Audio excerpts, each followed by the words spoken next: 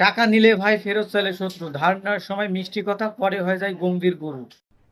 अरे कहना क्या चाहते हो? কালকেই দিমু বলে মাস যায় বছর, টাকা চাইতে গেলে ভাইয়ের ফোনে নেমে আসি অন্ধকার। এই ভিডিওটা তাদের জন্য যারা টাকা ধার নেওয়ার সময় এমন অভিনয় করে মনে হয় দেশের অর্থনীতি তারই চালায়, আর টাকা ফেরত দেওয়ার সময় এলে গায়েব হয়, যেন টাকা নেয় না, আমি স্বপ্ন দেখছি। ধার নেওয়ার সময় ভাই টাকা লাগবে একটু, এক সপ্তাহের মধ্যে দিয়ে দেবো, কথার মধ্যে এমন কনফিডেন্স মনে হয় ব্যাংকের ম্যানেজার নিজে কথা বলতেছে। তুইও বিশ্বাস করে টাকা দিয়ে দিলে, কারণ সে তো তোর বন্ধু। তখন সে বলে, ভাই তুই না থাকলে আমি শেষ। আরে ভাই, আমি জানতাম না আমার 500 টাকার উপরে তোর পুরো সাম্রাজ্য দাঁড়িয়ে আছে।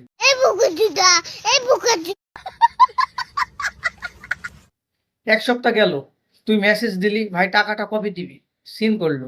কিছুক্ষণ পর আবার মেসেজ, আবার সিন। তারপর ফোন দিলি, the person you are calling is unavailable. ভাই আনভিজিবল না, তোর টাকা অ্যাভেলেবল, মানুষটা আনঅ্যাভেলেবল। 2 দিন পর নিজেই মেসেজ দেয়, ভাই একটু সমস্যা গেছে, কালকে দেবো। কাল আসলো, কাল গেল, পরশু আসলো, পরশু গেল, টাকা আর আসলো না। যা বুঝবার আমি বুঝে গিয়েছি। এখন বুঝলাম ওর কাল আমাদের পৃথিবীর কাল না, ওর কাল অন্য গ্রহে থাকে। समझ रहे हो? ছেলে উল্টো তোরই দোষ।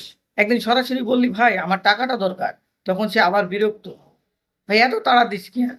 তুই মনে মনে ভাবিস, তাড়া আমি দিস? টাকা তো তোর কাছে বসে আরাম করতেছে, আমি টাকা ধার দিছি, তুই আমারে এমন ভাব দেখাইস যেন আমি তোর কাছেই টাকা চাইতেছি। सुना गो हमार। সবচেয়ে মজার ব্যাপার জানো, তুই টাকা চাইলে ভাই নাই, কিন্তু ফেসবুক স্টোরি খুললে রেস্টুরেন্ট, নতুন জামা, ঘোরাঘুরি। তখন বুঝলাম টাকা নাই ভাই, আমার টাকা নাই।